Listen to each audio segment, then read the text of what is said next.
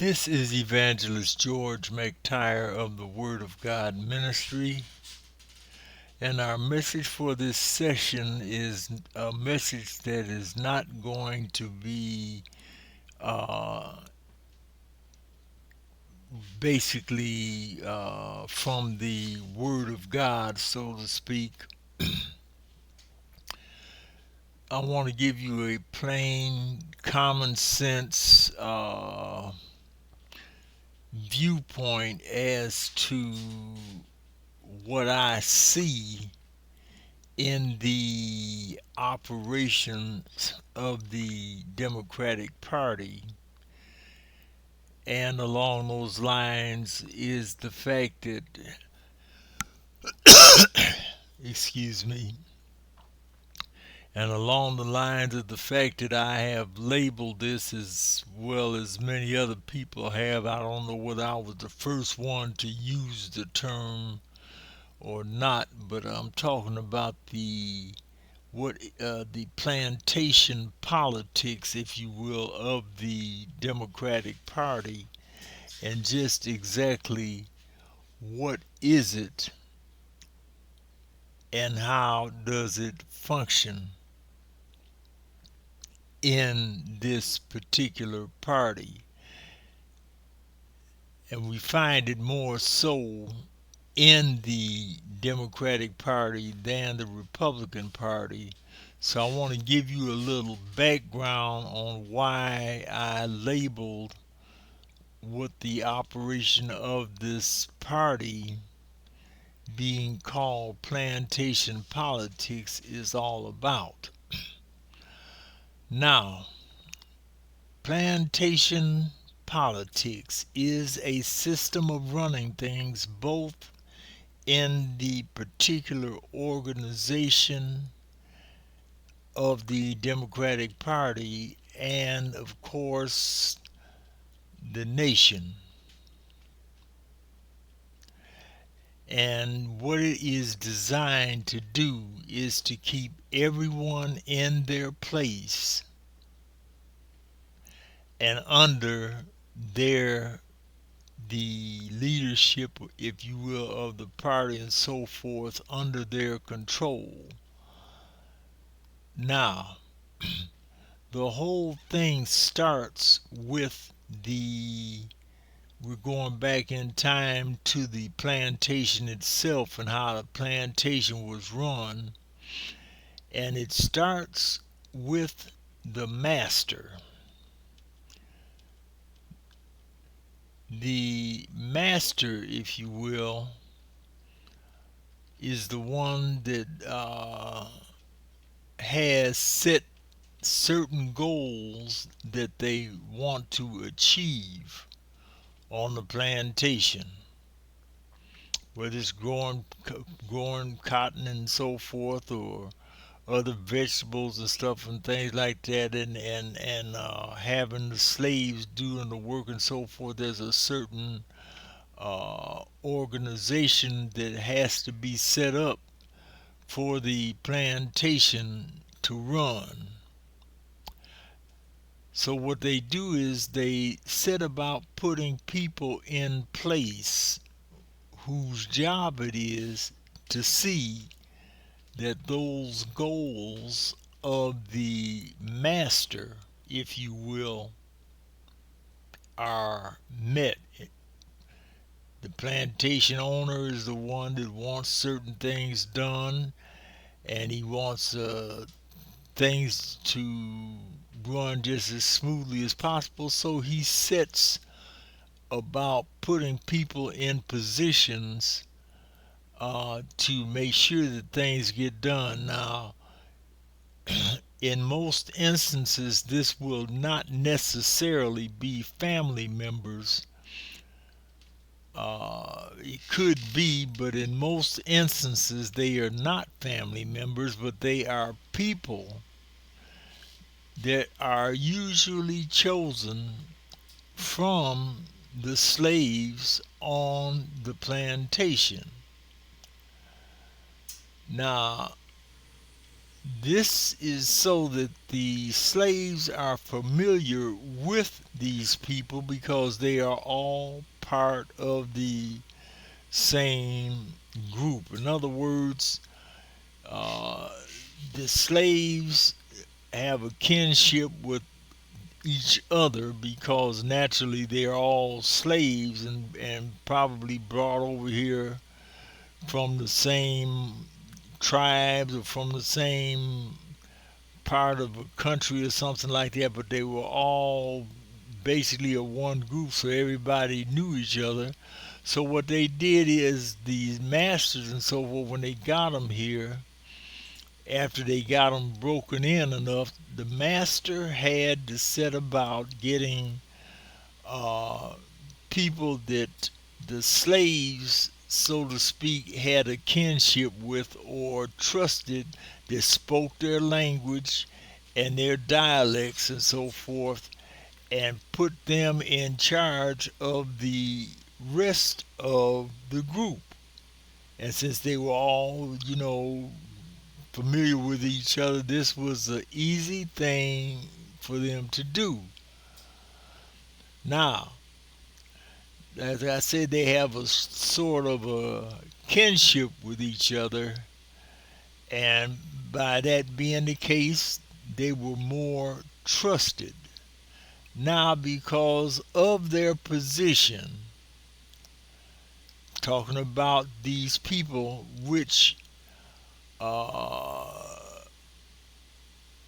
that they were being picked to uh, basically communicate the master's will and so forth to the others in the group, because of their position, the ones that were picked, they are afforded a better living conditions or better living conditions and rewards for their service to the master.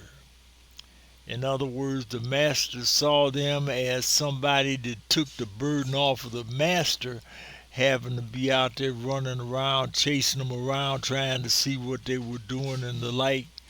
Well, they got these people that they had picked to go out and watch over these people and make sure everything gets done.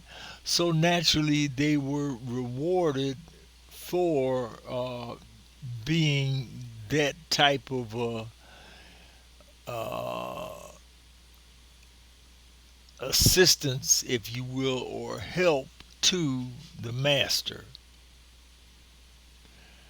These people were known as overseers. And as an overseer, they are not only responsible for getting things done, making sure that the other slaves understand what the master wants and showing them how to do it and making sure that they are doing things the way things are supposed to be done, but they are also being held responsible for keeping their fellow slaves under control. In other words, if you're going to be over a group of people or something or whatever the case might be on the plantation, these overseers had that responsibility. They may appoint other slaves. They themselves, overseers, may appoint other slaves depending on how many slaves there are that this person has to have control of, to have sort of uh, informants, if you will, to inform them about what a certain group of the other slaves may or may not be doing or thinking or something like that. But anyway, the whole thing has to do with the fact that we're talking about overseers. So the master's plan is to get things done, and the master appoints people that are usually among the slaves to basically communicate his desires and his orders and things to the slaves, and to make sure that things are getting done. Now, if the overseer notices trouble, he can either deal with the offender himself or inform the master of the problem so that the master can deal with it. Well, now, this all depends again on the person's relationship to the other slaves and how many of the other slaves might be causing a problem. If it's just one slave or something like that, the overseer might handle it himself, or if it's a group, then the overseer may have to employ or get the master to come in and do whatever's necessary to get things back under control. Now, by the overseer knowing that his livelihood and living conditions are connected to how well he gets things done, he has a greater incentive of employing whatever means are necessary to get things under control. Insubordination or rebellion are not tolerated. Offenders are made examples of to the rest of the slaves so that they get the message to stay in line. Now, this can mean anything from the person being openly whipped by being tied to a tree and whipped. They could be tied up somewhere out in the sun or something like that, and be made to stay out in the cold or something, or whatever's necessary, whatever the overseer figures is necessary to punish the offender and to let the other slaves know uh, what uh, happens to those that don't do according to what the overseer is saying that they need to be, get done. Sometimes the master would have to come in and do it, but for the most part, the overseer, I should say chief overseer, because the overseer might hire other people under him, other members of his family or other people that are close to him, to help him control the slaves and so forth. But anyway, it all boils down to the same thing. On a plantation, in order to get things done, you have this type of system set up, because people used to, I know they probably hadn't really thought about it, but if you look at it from this standpoint, here you've got a master and his family. Let's say, for instance, he's got his wife, he's got a couple of sons and daughters or something like that, and the number of members in his family might be about 9 or 10 people and so forth, and they all live on the plantation together. Now, they may have 50 to 100 slaves or more. Well, have you ever figured out or wondered how it is that 10 people can basically keep control of 50 to 100 people, which would make them about 5 to 10 times more than than the family has. They have to use some sort of mechanism to keep that many slaves under control. Well, that's the way this system is set up, and by making examples of people that got out of line and so forth like that, this is how they were able to get things done and make people stay in line. Now, I don't know how many of you have ever seen the movie Django Unchained. It stars uh, Jamie Foxx, and there's a character in this movie by the name of Stephen, which is played masterfully by Samuel L. Jackson. Now, if you've ever seen the movie and seen how the character Stephen, how close he was to the master, because I mean, he had the run of the plantation. He could do whatever he wanted to do. He was close buddies and friends with the master, so much so that in some aspects, Stephen kind of considered himself being part of the master's family. But on a couple of occasions, Leonardo DiCaprio, who played the master, had to sometimes check Stephen because Stephen was getting a little high on his horse about certain things, and the master didn't want to hear it. And the master told him in so many words, go do what you were told to do, or else. And Stephen would go off, but basically, Stephen considered himself part of Master's family, and in the movie, he informed on Jamie Foxx's character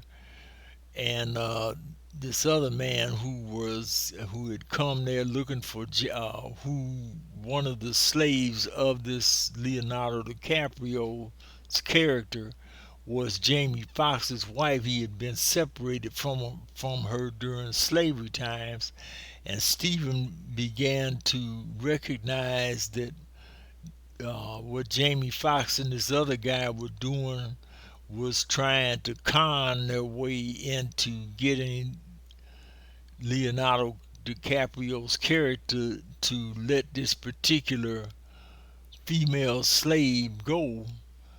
And Samuel Jackson saw through that and told on them to the master and things, and it set up a whole situation where, in the end, uh, Jamie Foxx's partner, who was white, had to shoot and kill Leonardo DiCaprio, and Stephen cried like a baby because when the guy fell down dead and so forth like that, he was over there trying to cuddle him in his head, arms and things like that, and crying and so forth. And then he set about to take revenge on Django. But anyway, Stephen had at the time when Leonardo DiCaprio brought these two people back, Django and his partner, back to the plantation.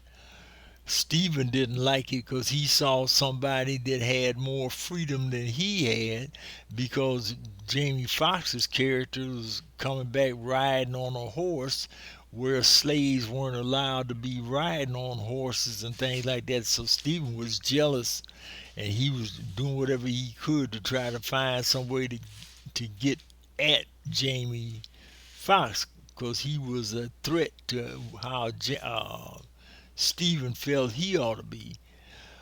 But now, and there's another movie series called Roots with Alex Haley, things where James Earl Jones, in the first chapter or two of the series Roots, when it first came out, there was a character there named Fiddler, who was played by Louis Gossett Jr. And see, he was a milder version of that same position of a overseer. He was a friendly kind of guy, got along with everybody and so forth. But that's on the one side. But then you had the Samuel L. Jackson Stephen character, which was more in line with how things were in the plantation. Now, this in a nutshell is how things on the plantations during the times of slavery, that is how things were.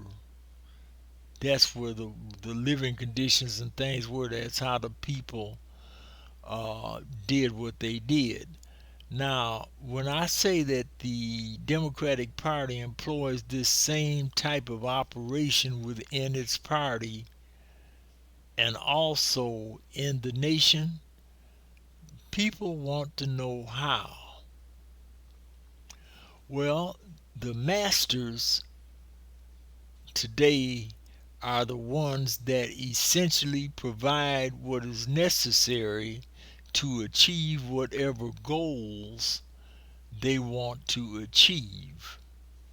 In other words, these are, you've ever heard the term oligarchs, and so these are the rich people, the millionaires and billionaires who want to achieve certain goals, but they don't get their hands involved in a lot of the politics and stuff. They leave that to their underlings and so forth, their particular overseers and so forth. They leave that to them to get it done. They just provide what the people might need, which is usually money and so forth, to help, you know, provide them with better living conditions or whatever it is than the rest of the people in the party and the citizenry, if you will, to uh, basically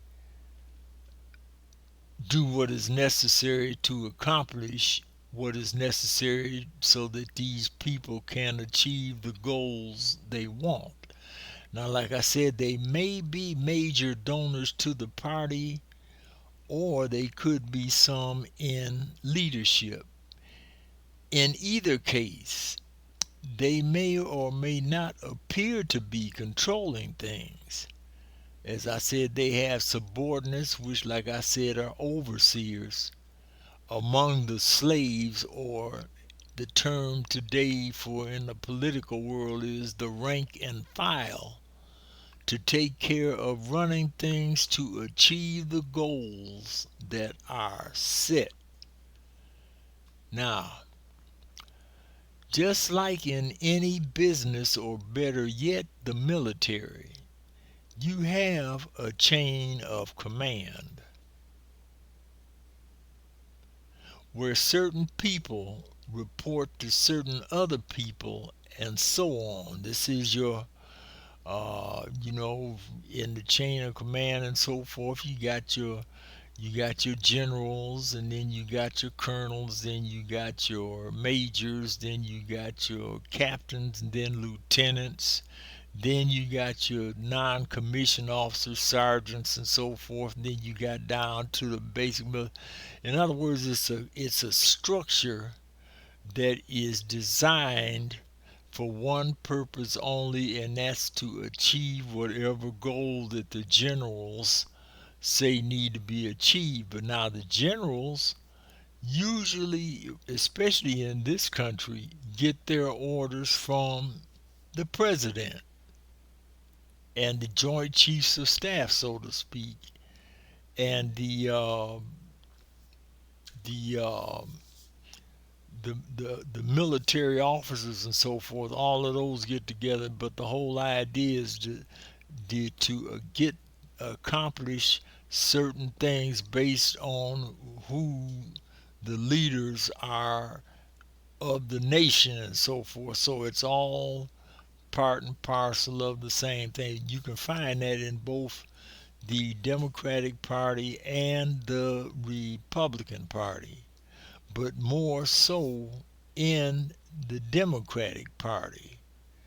Now, see, the system is well defined and runs as smooth as silk because this particular party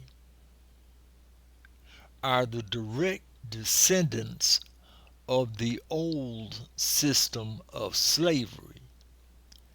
In other words, these people have been at the forefront of running plantations and so forth over 500 and some odd years. So they just keep on going, descending after descendants after descendants, our third, fourth, fifth, sixth, seventh, eight, nine, how many generations. All of these people are well trained in the art of controlling slaves. And I'll give you a little more information when I finish this, which I'm just about finished with it. There's a book that I have available that's free, and I'll tell you about that, free to download. And I'll tell you about that when I get through with this message. But anyway, like I said, the system runs as smooth as silk now because uh, they've redefined a lot of how they went about doing things from the old system. See, they have gotten rid of most of the old, outdated things like lynching or having offenders being whipped, tied to posts and whipped, or being put in what's known as hot boxes, which is one of the things that I mentioned the movie Django, where Stephen had Jamie Foxx's character's wife put out in a hot box out in the sun in a metal uh, box, basically to making it like a oven and things because of something she either did or didn't do right. And so they had her out there, and Stephen had to go get her and fix her up. And this is where Stephen, he was wondering why he had to go get this woman out of the box. The master didn't question him about any other thing that he did, but about this particular woman. So he figured something must be up. That's why he did that. But among other things, not only did they lynch them or tie them up to whips or tie them up to trees and whip them, making examples of them, mind you, but they also had a system of what they call drawing and quartering. Now, what this was is a system where you would take an offender, you take four horses, you tie one horse to one leg, the other horse to the other leg, another horse to the right arm to the right arm and hand, and the other horse to the left arm and hand, and you would have them set up in such a way that when you beat the horse or make the horse take off, they're going to run in four different directions. Well, if a person is tied one hand to each horse and they're going in all these different directions, you could literally say that the person is going to be torn into four different pieces. That's where the term drawn and quartered come from. Well, see, that was an old way of doing things, and it was quite effective back then because what it did is it put fear in the people, so much so that they feared that happening to them, so that was a way that they got them to stay in line. But now, in today's society, they don't use all that no more. You know what they use? They use position, finances, uh, and the ballot box to control the lower rank and file to get things done. In other words, you don't necessarily have to go through all of this violent type stuff to get something done. You could just simply remove the person from the position where they're enjoying things because they well, your representatives, both local or federal, may or may not know what it is they are expected to do. However, the support of the party is key to them to get reelected so that they continue to enjoy all the things, the extra benefits and perks that they may be getting. Well, you see, once you take a person that's been poor, never had anything like that, and you get them in a position where they start all of a sudden they got all this good money coming in and they're able to afford living in nice air conditioned apartments or houses or whatever the case may be, driving fancy cars, maybe even being chauffeured around, having dinners with powerful people and so forth. All that stuff builds up on a person. They begin to enjoy all that stuff, and it makes it harder for them uh, to give that stuff up. So what they usually happens is the leadership of the party, after they see that they've got this person all comfortable in what they're doing, then they start making demands on the person to do this, support this, or don't do that, and speak against this, that, and the other. And then the person has a conflict as to whether or not it's in their nature, where the things that they're being told to do they don't have any problem with, but there's a few that did have problems with it, and if they chose to try to go against it, well, the problem means that the next election, they that the particular party that this person is a part of will run someone against that offender to get them out of office. And that person is going to lose all them benefits and so forth. You wonder why well, see, like the Bible says that the love of money is the root of all evil. Well, money, like I say, money provides all these incentives and perks and all these good meals and the ability to rub elbows uh, with the big people or the important people, the politicians and the things and so forth and so on. And it's hard to give that up. See, you wonder why some people well, it's basically a situation where you find this more so 90 some percent more so in the Democratic Party than you will the Republican Party, that you a person might run on something saying when they get to Washington or they get into the capital of the state where when they get elected that they're going to do certain things, and then they get there and they never seem to get around to getting done what they said that they wanted to do.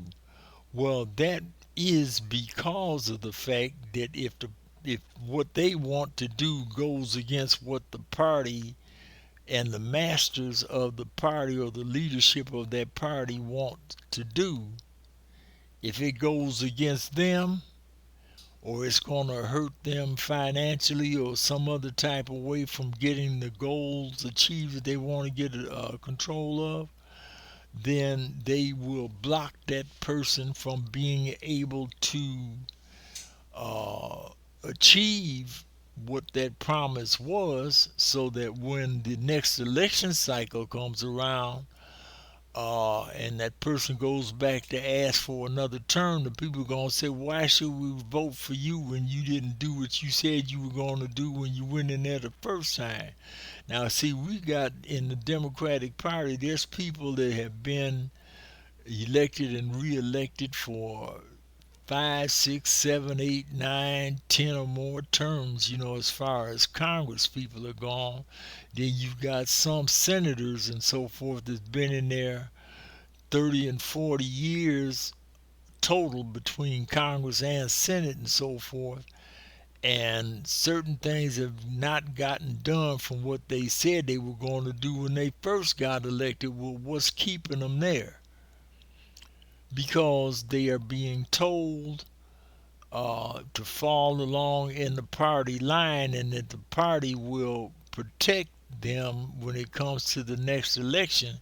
And what they usually will end up doing is blaming the reason why that the person wasn't able to get done what they said they were going to do was because the other party, the Republican Party, prevented them from getting done, from them achieving that goal because they wouldn't sign off on certain bills and so forth. But see, there's a whole lot of mess and undercurrent that goes into exactly how this party does everything that it does.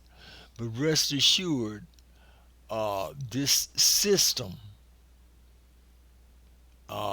is all part and parcel of what has been being done since slaves were first brought to this country. And so now you've got a better understanding of why I say that the Democratic Party and those that are affiliated with it, especially when it comes down to the African American, the black community and so forth, because we got more black representatives in Congress and getting some in the Senate now, and we've even had a black president, all Democrats, and every one of them basically are there towing the line for the leadership of that party. And I can guarantee you the vast majority of the leadership of that party are not people that are friendly to the African American community.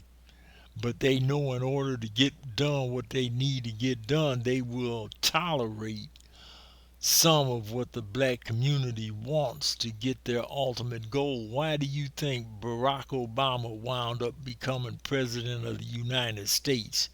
That is the last thing that they wanted to get done, but they had a goal to achieve, and that goal was something that when they tried to do it under Bill Clinton, with his wife Hillary taking over the healthcare industry and having control of that, they couldn't get it done because the black community wouldn't go along with it, and they basically prevented them from being able to uh, carry it out.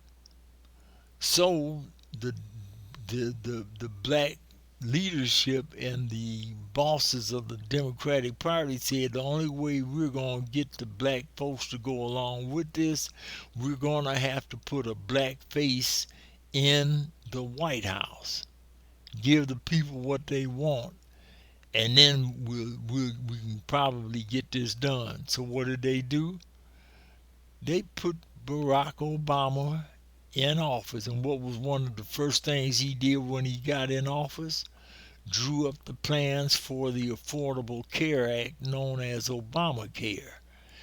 And Obamacare was supposed to take care of all of the poor people and things like that, give everybody health insurance, and it was going to be a boon for everybody, and Republicans were against it. Naturally, Democrats made all this hay about it. The Republicans were racist and they were against the poor people and carrying on.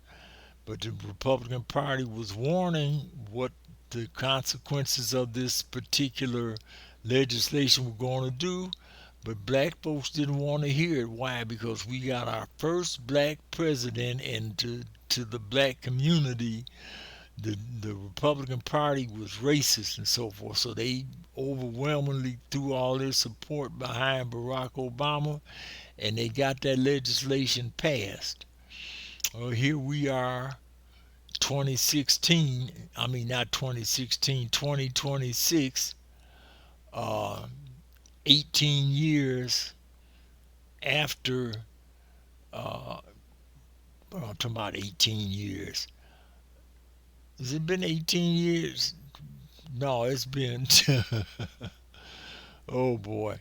It's been 12 years after Barack Obama has left office. Not tw- You got to excuse me. It's kind of early in the morning here. But anyway, uh, from 2012 to 2016, it's been 12 years. 14 years. 2016 to 2026, 10 years. Yeah, I don't know where my mind is. Anyway, but the whole point is this healthcare problem has been a disaster for everybody, including blacks. And then now we got these illegal immigrants coming in. They're taking over, getting the benefits as well. And the taxpayers got to pay all this extra money. And guess who's suffering the most? Black folks. If they had listened to the Republican Party, they wouldn't have we wouldn't have had this mess. But no, they had to go elect their first black president. And people say, I don't care who it was, we need to have a black president. Yeah, and that's just what the Democrats were counting on to get you to vote. And naturally, y'all came through like a champ. And now look at the mess you're in. But like I say, this is all part and parcel of what the leadership of the Democratic Party has in store for the black community, especially.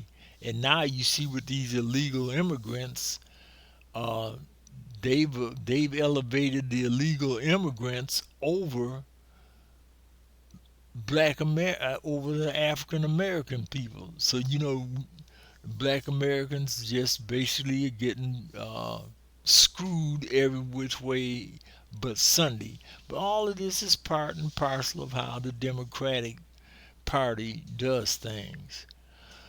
So that's the end of my presentation for that. Now, I mentioned to you that I have a book that's free for download that can be found on the website of this ministry.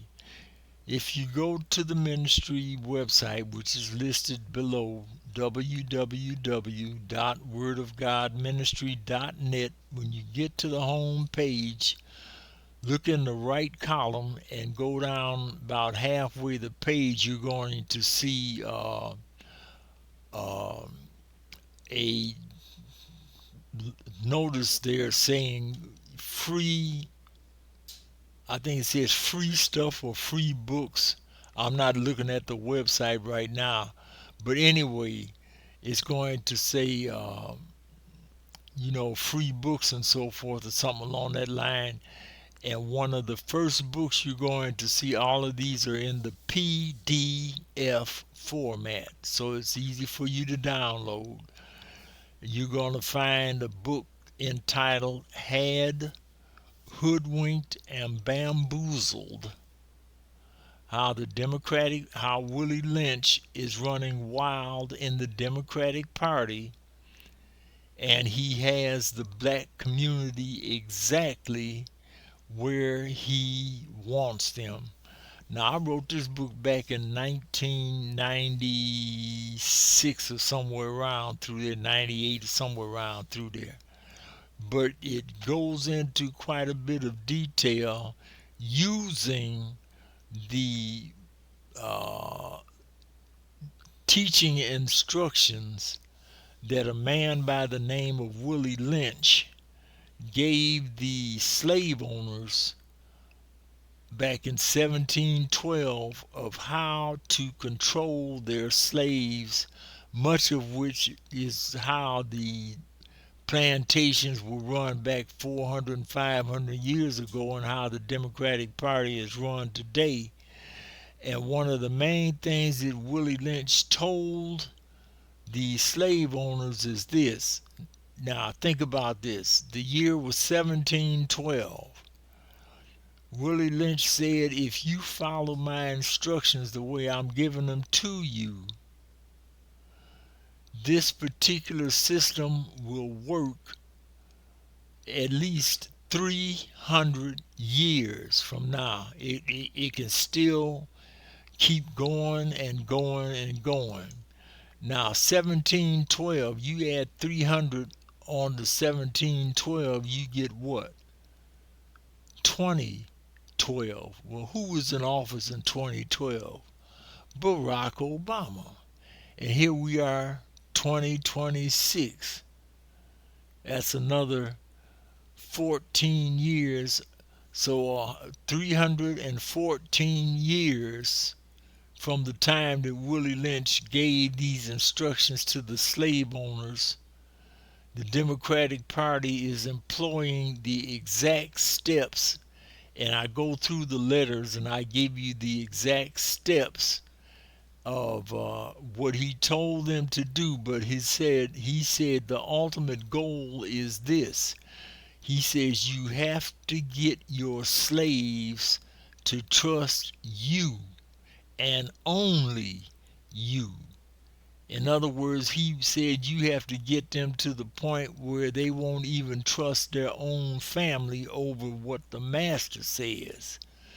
He was telling these masters, get them to trust you so much so that they'll go against family, friends, and even today, if you even look at it, they've even gotten the black community so far, so much under their control that they'll go against Jesus Christ.